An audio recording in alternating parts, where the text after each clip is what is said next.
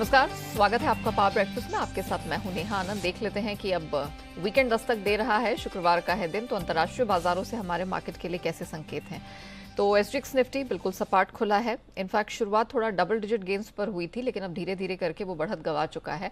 15,300 के पास अपने आप को टिकाए हुए है। 9.5-10 अंकों की ही स्ट्रेंथ वहां दिखाई दे रही है। इसके सामने डाउ नैस्डैक फ्यूचर्स पर नजर डालते हैं तो यहां पर कुछ हरे निशान में हो रहा है ट्रेड। 30,000 के ऊपर है फिलहाल। 85 अंकों की स्ट्रेंथ डाउ फ्यूचर्स में दिख रही है और 40-42 अंक ऊपर नैस्डैक फ्यूचर्स है। एशियन मार्केट्स की बात करें तो यहां पर तो जापानीज मार्केट की कम से कम बहुत ही कमजोर शुरुआत हुई है। बैंक ऑफ जापान की बैठक से पहले हम देख रहे हैं 600 अंकों से ज्यादा की कमजोरी यहां पर नजर आ रही है। कॉस्पी भी 30 अंकों की कमजोरी लेकर खुला और जितने भी एशियन मार्केट्स खुल रहे हैं वो धीरे धीरे आज एक सुस्त शुरुआत करते ही नजर आए हैं। इसी बीच कमोडिटी मार्केट में बहुत उथल पुथल देखने को मिली है। कच्चा तेल कल 2 हफ्ते के लोस से उठा तो जरूर है, लेकिन फिर से इसमें प्रेशर बनता हुआ दिख रहा है। सोने चांदी में अगर देखा जाए तो सोना कंपैरेटिवली बेटर परफॉर्म करता हुआ दिखाई दिया है। चांदी में हमने ऊपरी स्तरों से कुछ प्रेशर बनता हुआ देखा है। तो क्या कुछ हुआ है कल अंतर्राष्ट्रीय बाजारों में और किस प्रकार के संकेत हमारे मार्केट्स के लिए मिल रहे हैं, इस पर बात करने के लिए मेरे सहयोगी दीपांशु स्टूडियो में जुड़ चुके हैं। Deepanshu, good morning. रिसेशनरी कगार पर अमेरिकी बाजार पहुंच गए हैं और ये बहुत बुरी स्थिति है। ये तो हम जान ही रहे थे कि स्थिति ठीक नहीं है, लेकिन कल ऐसा क्या हुआ है जिसने अंतरराष्ट्रीय मार्केट्स को हिला कर रख दिया? मंदी का डर है, जैसा अनिल जी भी कल सुबह समझा रहे थे, बिल्कुल वैसे ही एक्शन होते हुए दिख रहा है। और इन्वेस्टर्स के बीच में अभी डर बैठ गया कि अगर फेड को सच में इन्फ्लेशन कम करना है और कंट्रोल में लाना है तो और ज्यादा एक्शन आ सकता है, जो फिर इकोनॉमी में स्लो डाउन लाएगा, और इसका डर फैला हुआ है। इसलिए हमने ऐसा एक्शन बनते हुए देखा। तो संकेत तो कमजोर आ ही रहे हैं और सेंट्रल बैंक की तरफ से भरपूर एक्शन हुआ है। अभी थोड़ी देर में 8:30 बजे हमारे टाइम बैंक ऑफ जापान की पॉलिसी आ जाएगी, वहां पर सबकी नजर है।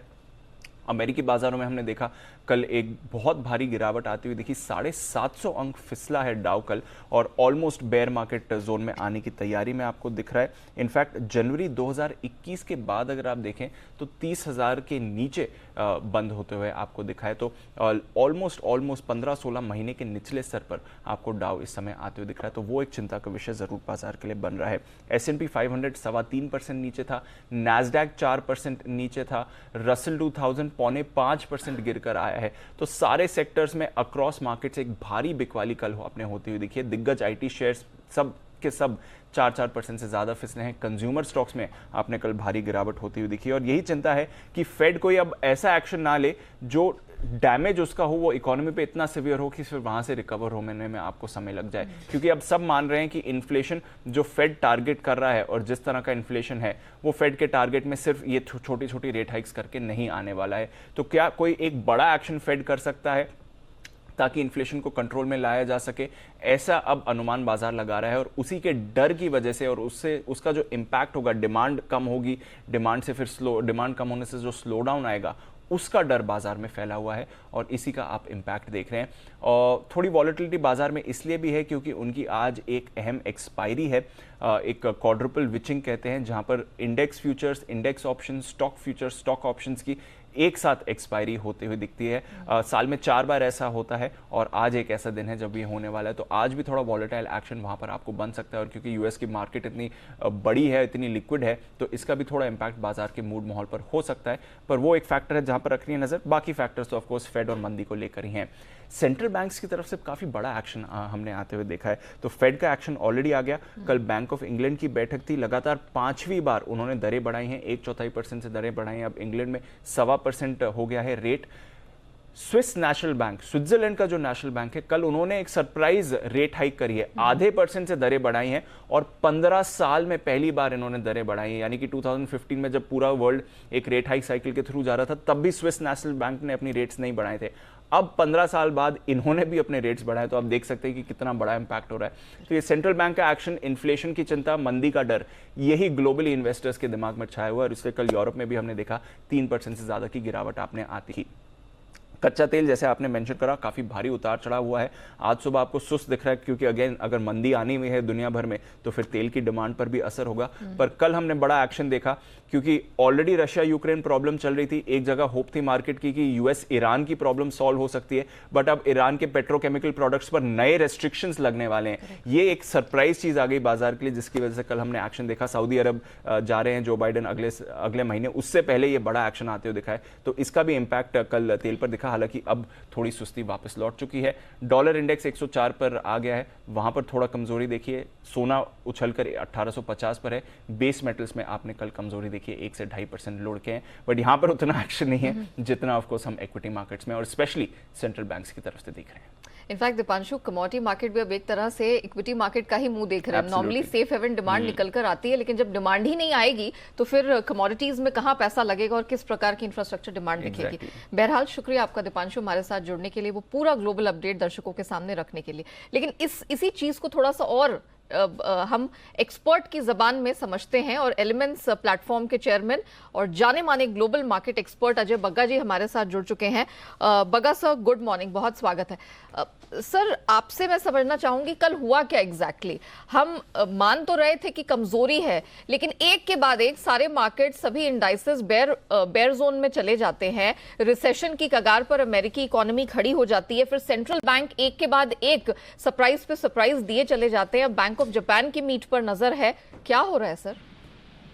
बिल्कुल नेहा जी, देखिए अनप्रेसिडेंटेड टाइटनिंग हो रहा है मार्केट्स में, लिक्विडिटी निकाली जा रही है, और ये 1980 के बाद जो ग्रेट मॉडरेशन 40 साल चला था, जब हल्के रेट्स थे और लिक्विडिटी जारी होती रहती थी, उसके बाद एक बहुत बड़ा टर्न है बॉन्ड मार्केट्स में और मनी मार्केट्स में।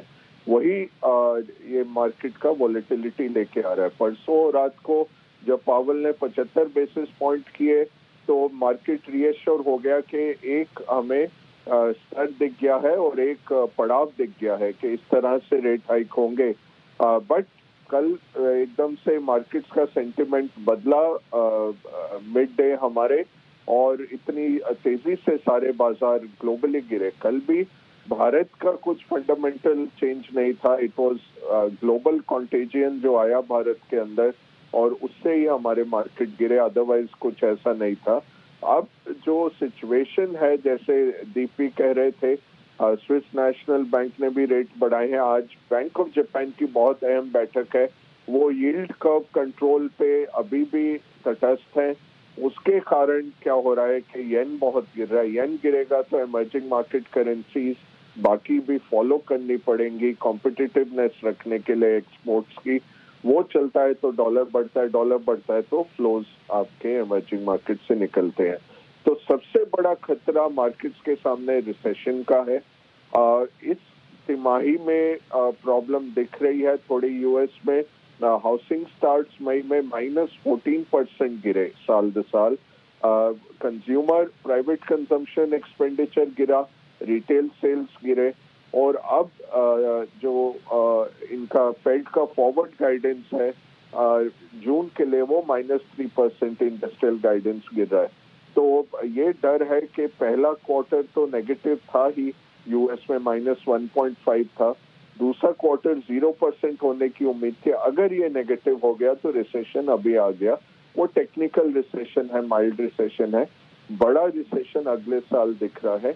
वो सबसे बड़ा खतरा मार्केट्स को लग रहा है कि सेंट्रल बैंक्स पॉलिसी में स्टेप कर देंगे, ज्यादा रेट्स बढ़ा देंगे, उसके चलते अगले साल इकोनॉमी धराशायी होगी, ग्लोबल इकोनॉमीज। उसके चलते मार्केट्स जो है डिस्काउंटिंग मैकेनिज्म है और फॉरवर्ड डिस्काउंटिंग मैकेनिज्म है, मार्केट्स पहले रिएक्ट कर रहे हैं। नेहा जी सर, तो आपने तो एक बात सामने से क्लियर कर दी, छोटा रिसेशन अभी, बड़ा रिसेशन अगले साल। कितना गिरेंगे सर अमेरिकी मार्केट्स, और हमारे मार्केट्स पर कैसा प्रभाव होगा, और कितना प्रेशर हमें देखना बाकी है? देखिए, जो पुराने मंदी के दौर हैं उनको अगर देखें तो यहाँ से 10% नीचे मार्केट जा सकते हैं, और बॉटम फॉर्मेशन में लगभग 6 महीने लग सकते हैं इससे पहले के मार्केट से एक स्तर पे आ जाएं। तो ये होगा ऊपर नीचे होके मार्केट ओवरऑल नीचे की तरफ जाएंगे।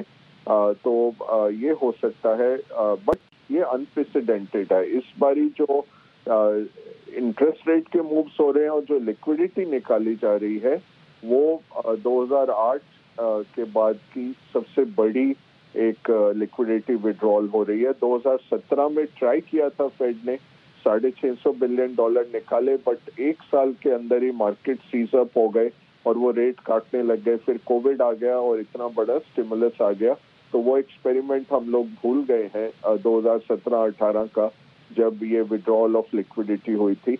इस बारी जो है वो उसकी डबल हो रही है, क्योंकि लिक्विडिटी डाली भी डबल गई, तो डबल लिक्विडिटी निकालने की बात चल रही है। उसका कुछ भी हिस्ट्री में प्रेसिडेंट नहीं है हमारे पास देखने के लिए। तो ये केवल हम प्रोजेक्शन ही कर सकते हैं, यहाँ से 10% और आराम से मार्केट्स गिर सकते हैं एक 6 महीने की अवधि में। Point taken sir. तो मतलब डाउनसाइड रिस्क अभी भी खुला हुआ है बाजारों में और 10% तक का करेक्शन नीचे देखने को मिल सकता है, ऐसा बग्गा सर का मानना है। Sir thank you so much हमारे साथ जुड़ने के लिए, इस पूरी स्थिति को दर्शकों को इतने बेहतरीन तरीके से समझाने के लिए। आगे बढ़े इससे पहले देख लेते हैं फटाफट कल संस्थागत निवेशकों की तरफ से प्रदर्शन कैसा रहा है। तो विदेशी संस्थागत निवेशकों की तो बिकवाली जारी है, 3250 करोड़ से अधिक की बिकवाली दिखी है। उसके सामने F&O स्पेस में खरीदारी अच्छी खासी रही है, 7250 करोड़ की खरीद हमने स्टॉक इंडेक्स फ्यूचर्स में आते हुए देखी और घरेलू संस्थागत निवेशकों ने लगातार साथ दिया है, 1930 करोड़ के आसपास की खरीद लगातार बनी है। अब जिस तरह के संकेत मिल रहे हैं गोइंग फॉरवर्ड इस साल के लिए, और आज खासतौर से जिस प्रकार के ग्लोबल संकेत है उस पर हमारे मार्केट्स कैसे रिएक्ट करेंगे, क्या ट्रेडिंग स्ट्रैटेजी अपनाकर चलना है, जानते हैं। जी बिजनेस के मैनेजिंग एडिटर अनिल सिंह भी हमारे साथ जुड़ चुके हैं।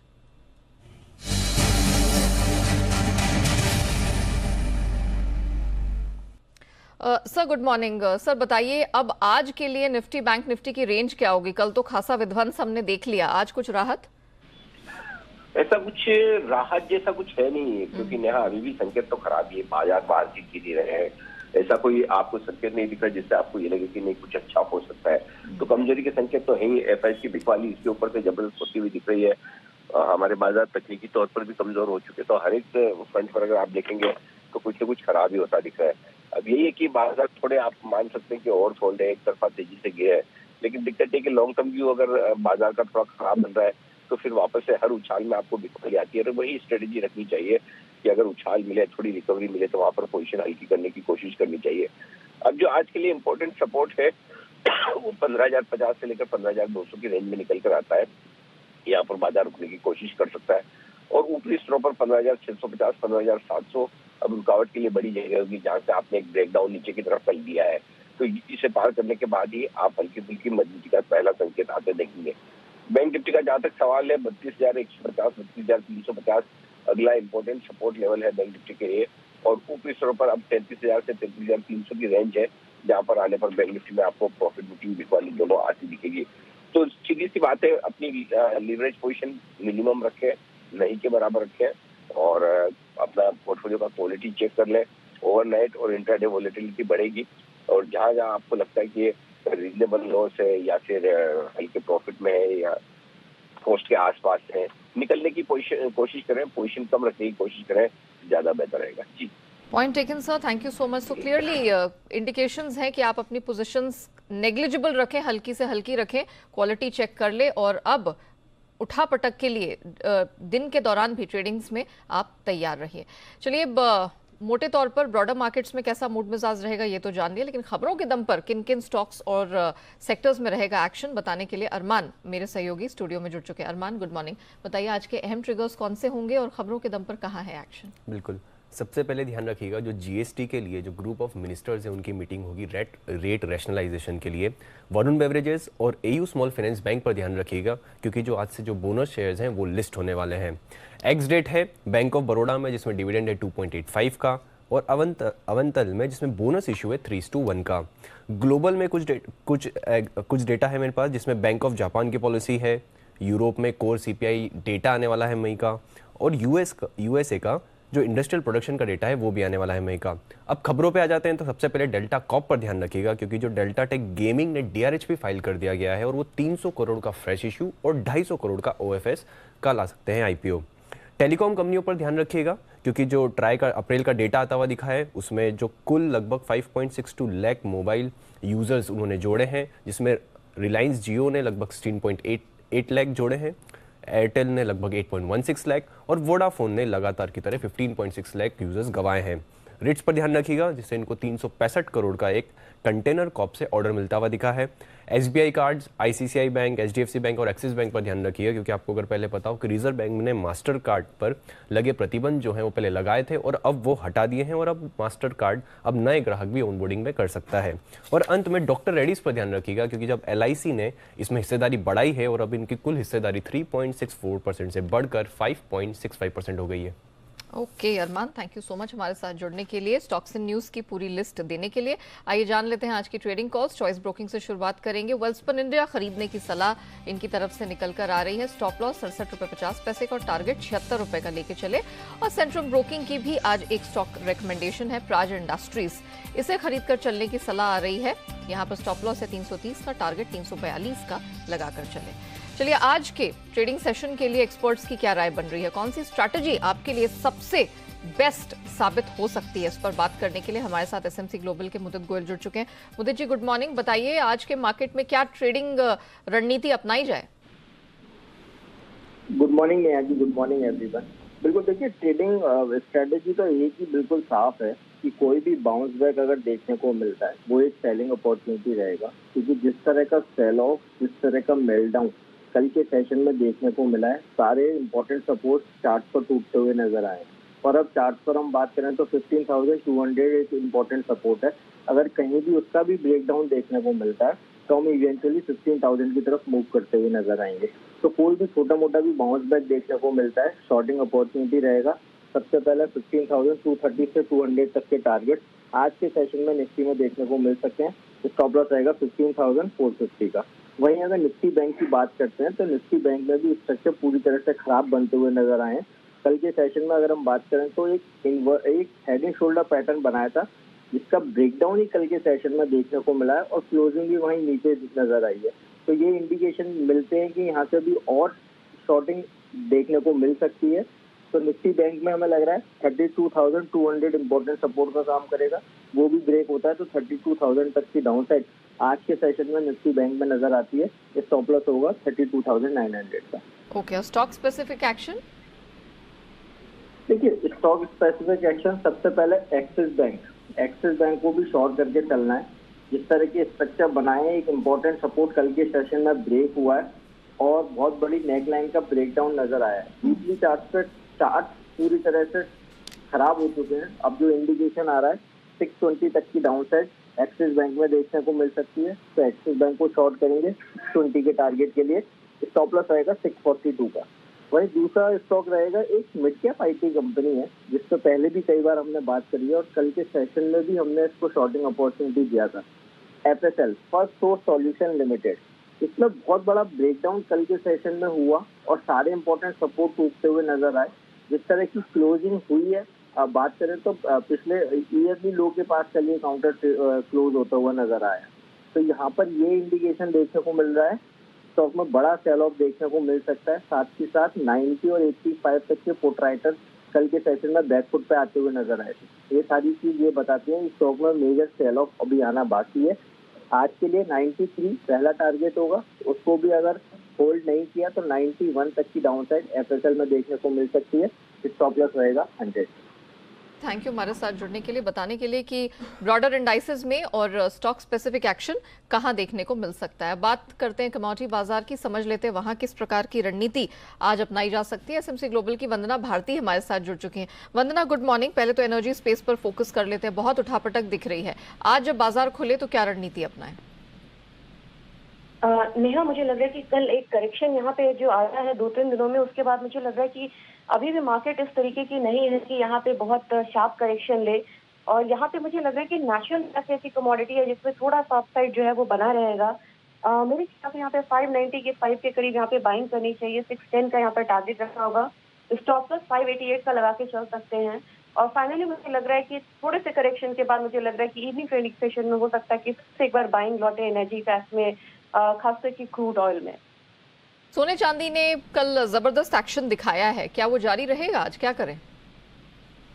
आज फ्राइडे है तो थोड़ा सा पोजीशन वाइंड अप होने की भी यहाँ पे गुंजाइश रहती है और एक कॉन्ट्रा मूव आता हुआ देखते हैं। तो मुझे लग रहा है कि ओपनिंग में थोड़ा सा यहाँ पे गैप डाउन देखने को मिलेगा गोल्ड में, लेकिन जो अभी जिस तरीके का ट्रेंड है मुझे लग रहा है कि फिर से बाइंग जो है वो लोअर लेवल पे आ सकती है। तो मैं यहाँ पे सलाह दूंगी कि थोड़ा सा करेक्शन का वेट करना चाहिए। 50,800 के करीब यहाँ पे एक लेवल्स आते हैं यहाँ पे, तो बाय करना चाहिए। अपसाइड में मुझे लग रहा है कि फिर से जो पुराना रेजिस्टेंस था वहां तक जा सकती है 51,250 तक, तो स्टॉप लॉस उसके लिए लगाना होगा 50,600 का। Point taken Vandana, thank you so much हमारे साथ जुड़ने के लिए, बताने के लिए कि एनर्जी और बुलियन स्पेस में आज कहां हैं कमाई के मौके। आगे बढ़ते और बात करते हैं एफआईआर की, यानी एफआईआई इन्वेस्टमेंट रिपोर्ट्स की। देख लेते हैं किन शेयरों पर एफआईआई ब्रोकरेज ने दर्ज की है एफआईआर। शुरुआत कोटक महिंद्रा बैंक से करेंगे। यहां पर दो ब्रोकरेजेस की रिकमेंडेशन है। मैक्वारी न्यूट्रल स्टैंस लेकर चल रहे हैं 1860 के टारगेट के साथ। क्रेडिट स्विस का भी न्यूट्रल आउटलुक है, 1900 का टारगेट ये भी दे रहे हैं। अब इंडसइंड बैंक की बारी। मैक्वारी आउट परफॉर्म की रेटिंग है, यहां पर टारगेट 1135 और क्रेडिट स्विस भी आउट परफॉर्म का स्टैंस लेके चल रहे हैं, टारगेट 1150 का। आईसीआईसीआई बैंक पर मैक्वारी आउट परफॉर्म का स्टैंस लेके चल रहा है 1000 के टारगेट के साथ और क्रेडिट स्विस का भी यही स्टैंस है, इनकी तरफ से टारगेट 870 का है। मेटल मेजर हिंडाल्को सीएलएसए की तरफ से खरीद की सलाह है, 580 का टारगेट है और क्रेडिट स्विस आउट परफॉर्म का स्टैंस लेकर चल रहे, टारगेट 610 का है। और अंत में सीएलएसए का दालमिया भारत पर बाय की पोजीशन मेंटेन करने की रिकमेंडेशन है और टारगेट इनकी तरफ से आया है 1800 का।